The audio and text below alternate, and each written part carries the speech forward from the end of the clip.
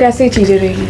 बहुत सौ ने तो नहीं चलाया था ये रिक्शा, मगर काफ़ियों ने हिम्मत भी करी। मैंने तो पिछले साल की लॉकडाउन में मैंने पुलिस वाले के डंडे तक खाए हैं बाजू पे। गाजीपुर में मंडी में जाते थे हम गाड़ी लेके, तो वहाँ से सब्जी ढोते थे हम। जैसे कोई ठिए पे अपनी सब्जी बेचता है तो उसकी सब्जी लोड करके लानी पड़ती थी। तो मैंने लॉकडाउन में यही रिक्शा चला के किराए पे लिया। मेरा तो फिलहाल ख़राब पड़ा था, फिर भी मैं गाड़ी चलाती हूँ। अगर भगवान ने नसीब चमका दिया तो मैं अपनी बेटी की शादी अच्छे से करूँगी, मगर मैं दूंगी कुछ नहीं। मैं अपनी बेटी को एक ही जोड़े में विदा करूँगी और अच्छे से करूँगी, घर से करूँगी। मैं मांग दाग वालों से नहीं करूँगी। बेटी क्या कहती है कि वो एक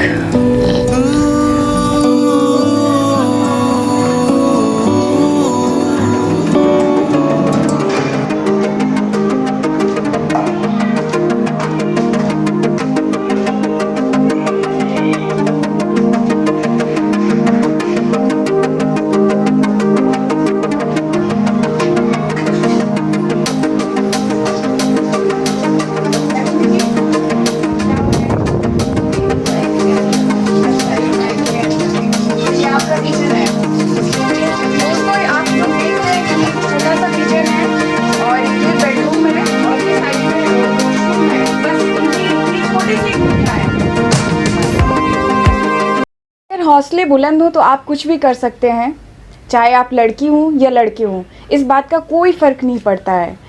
आज हम आपको एक ऐसी महिला से मिलवाएंगे जो बचपन में उन्होंने कभी भी साइकिल नहीं चलाई है, लेकिन जब घर परिवार के उन्होंने हालात देखे तो उन्होंने ई रिक्शा चलाना स्टार्ट किया। ये मयूर विहार, दिल्ली के मयूर विहार की कहानी है, जिन्होंने एक पहली महिला होकर ई रिक्शा उन्होंने थामा। काफ़ी ज़्यादा सुर्खियों का ये विषय भी बन गया। लोगों ने कहना स्टार्ट किया कि एक महिला होकर कैसे ई रिक्शा चला रही हैं। बहुत सारे लोगों ने कमेंट भी करना स्टार्ट कर दिया, क्योंकि जब कोई महिला आगे निकलती है, ई रिक्शा चलाने पहुंचती है, तो बहुत सारे वाहियात से कमेंटबाजी होने स्टार्ट हो जाती है। लेकिन इन सभी चीज़ों को उन्होंने मात दी। नमस्ते, मैं हूं गरिमा और आप देख रहे हैं पॉलिटिकल इमेज। एक नई स्टोरी के साथ आज फिर मैं आप लोगों के बीच में आई हूं, लेकिन आप लोगों से एक रिक्वेस्ट मैं करना चाहती हूं कि जो भी आप ये स्टोरी देख रहे हैं, ये स्टोरी उन लोगों तक ज़रूर शेयर करिएगा जो अपनी ज़िंदगी में हार मान लेते हैं। आइए आपको मिलवाते हैं हम विजय लक्ष्मी से। हमारे साथ विजय लक्ष्मी जी हैं, जो मयूर विहार में पहली महिला ई रिक्शा चलाने वाली हुई हैं। आइए जानते हैं कि किस तरीके से इन्होंने ई रिक्शा। लक्ष्मी जी, पहले तो बहुत बहुत स्वागत है आपका। मैं जानना चाहती हूँ कि आपने ई रिक्शा कब चलाना स्टार्ट किया? मैंने ई रिक्शा चलाया था, ये आज मुझे हो गए 4 साल ई रिक्शा चलाते हुए। शुरू में चलाया था रिक्शा तो थोड़ा बहुत डर वुर भी लगा।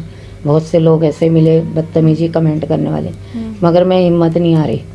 ये रिक्शा भी मेरी बहन से मैंने कह के निकलवाया था, जो उर्मिला नाम है, गाजियाबाद में रहती हैं। उन्होंने मुझे कहा कि अगर तू काम करे तो कर ले, तो उन्होंने मुझे कमाने का रास्ता दिखाया। जब से ही मैंने ये ई रिक्शा चलाया। ई रिक्शा चलाने का दिमाग में कैसे थॉट आया? क्योंकि बहुत सारी महिलाएं जो होती हैं, जब घर की प्रॉब्लम ख़राब होती तो झाड़ू पोछा वगैरह बहुत सारी चीज़ें करती हैं, बट आपके दिमाग में कैसे आया कि नहीं, हम आदमियों की तरह ई रिक्शा चलाएंगे? मैंने अपने लाइफ में यही सोच लिया था। जैसे कि हमारे जानने वाले बहुत गाड़ियाँ चलाते हैं, तो उनकी गाड़ी में कभी कभी बैठ के जाती थी मैं। तो मैंने कहा लाओ उस्ताद जी, मैं चला के देखूँगा थोड़ा सा। थोड़ी दूर उनके हाथ से गाड़ी लेके मैं चलाती थी, तो मैं ऐसे सीख गई। बचपन में कभी साइकिल वगैरह आपने चलाई? नहीं, कुछ नहीं चलाया। नहीं, साइकिल तो मैंने चलाई। मुझे अब भी डर लगता है अगर 2 पहिए वाली साइकिल मेरे पैरों पे आए तो। ये तो चला लेती हूँ, क्योंकि ये मैंने चलाना उन्हीं लोगों से, मेरे उस्ताद हैं, उनसे ही सीखा है मैंने। जब से ही ये मैं 4 साल हो गए मुझे यही चलाती हूँ रिक्शा।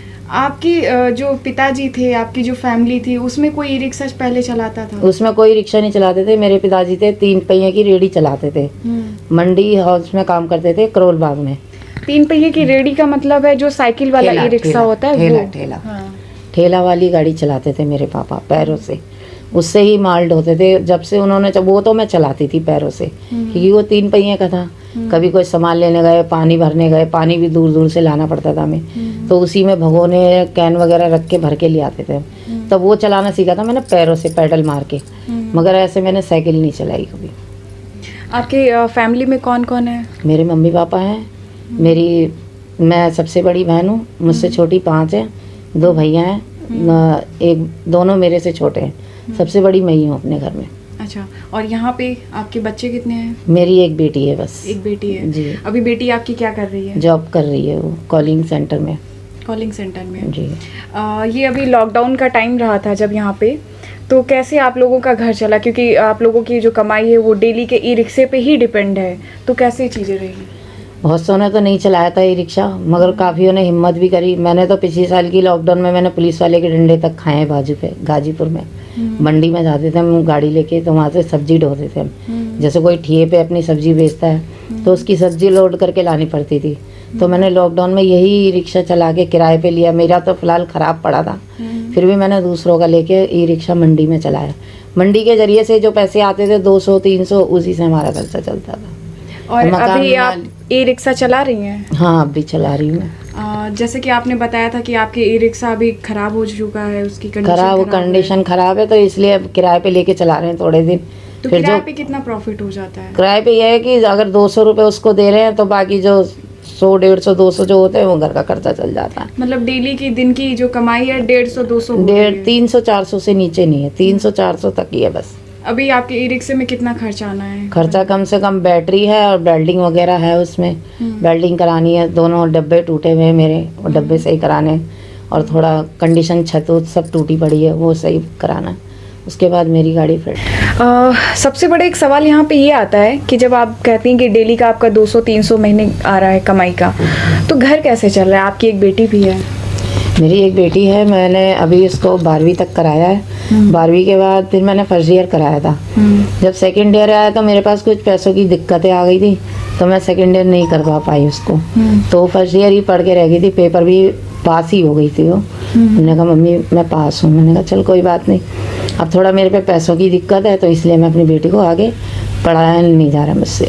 हस्बैंड अभी कुछ कर रहे हैं आपके? नहीं, हस्बैंड पहले कर रहे थे कारपेंटर का काम, जब से लॉकडाउन लगा उनका काम भी बंद पड़ा है। जब वो भी काम छोड़, उनका भी बंद है, बेटी का भी बंद था, तो बेटी भी अब थोड़ा कहीं इंटरव्यू देने जा रही है, कहीं कुछ करने जा रही है, तो कहीं लग जाएगी तो लग रही है। उसकी भी जॉब चली रही है अभी जैसे तैसे भी, उसमें भी सैलरी कम है। उसकी सैलरी आती है तो कमरे का किराया चले जाता है हमारा, और जो मैं कमाती हूँ घर का खर्चा हो जाता है। लक्ष्मी जी, एक बड़ा सवाल बनता है, शायद बहुत सारे लोगों के दिमाग में, चलो आपका गांव में कोई घर वगैरह, कहाँ से आप बिलोंग करते हैं प्रॉपर? मैं प्रॉपर जिला बदायूं से बिलोंग करती हूँ। अलापुर में मेरी ससुराल है, बदायूं से 18 किलोमीटर आगे है। वहाँ से पहले था मेरे गांव में मकान, मगर वो गांव का मकान हमने थोड़ा, हमारी स्थिति खराब हो गई थी पिछले लॉकडाउन में, मकान मालिक का किराया नहीं दे पाए थे, कुछ लोगों का लेन देन भी था हम पे, तो उस चक्कर में हमने वो मकान बेचा। फिर लोगों का कुछ कर्जा निपटाया, कुछ मकान मालिक को दिया हमने, उस चक्कर में हमारा मकान भी बिक चुका है। मतलब आज वो कंडीशन है कि आपका ये किराए पे घर है,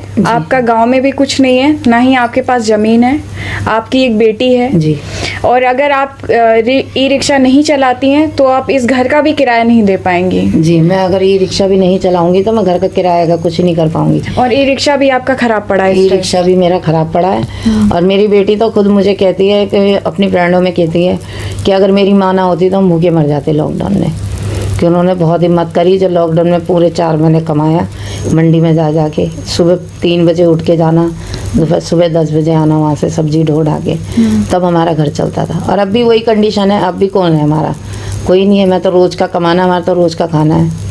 अब इस चक्कर में पैसों की दिक्कत इतनी आ रही है, अगर मान लो कल के लौकों में। लक्ष्मी जी, मैं ये जानना चाहती हूँ कि आपकी एक बेटी है, तो अभी आगे आपने क्या सोचा है, कैसे उसकी शादी करेंगी? शादी देखो, जो लड़की के नसीब में होगा वो तो होगा।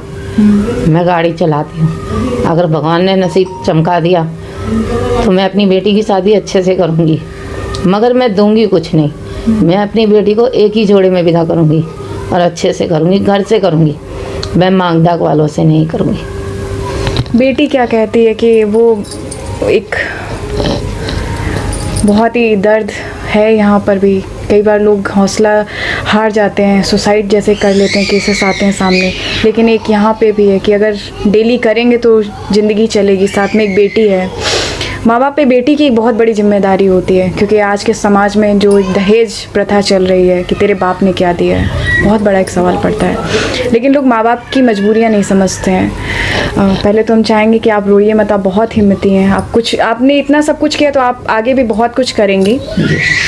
बेटी क्या कहती है कि आपको छोड़ के जाने को वो रेडी है? नहीं, मेरी बेटी मुझसे छोड़े जाने में नहीं है, वो मना खुद करती है, कहती मुझे शादी नहीं करनी है। मैं आपको छोड़ के चले जाऊँगी तो फिर आपका देख रेख कौन करेगा?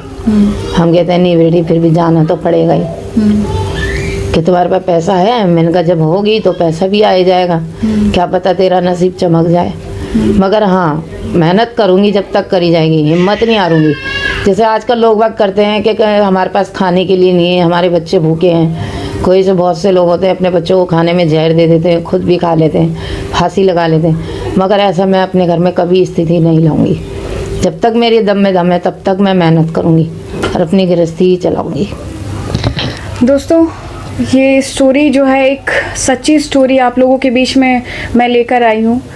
आपको स्क्रीन पे एक बैंक का अकाउंट जो लक्ष्मी जी का है वो शो कर रहा होगा।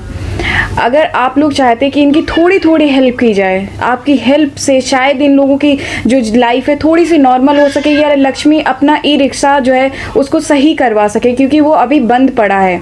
तो आप उस पर मदद करिए और ज़्यादा से ज़्यादा इस स्टोरी को शेयर करें, ताकि आप नहीं तो कोई और इनकी मदद कर सके। लक्ष्मी जी, आप क्या कहना चाहेंगी इस बारे में पब्लिक से?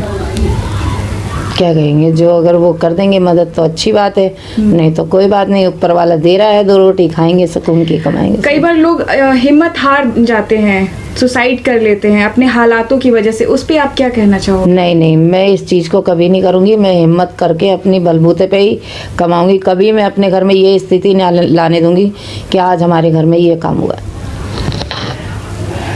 आज की स्टोरी में बस इतना ही है, काफ़ी। बस आप लोगों से एक रिक्वेस्ट मैं करूंगी कि इस स्टोरी को ज़्यादा से ज़्यादा शेयर करें और प्लीज़ पॉलिटिकल इमेज को सब्सक्राइब करें, बेल आइकन दबाएं, ताकि आपको ऐसी नई स्टोरियों से हम रूबरू करवाते रहें। Thank you.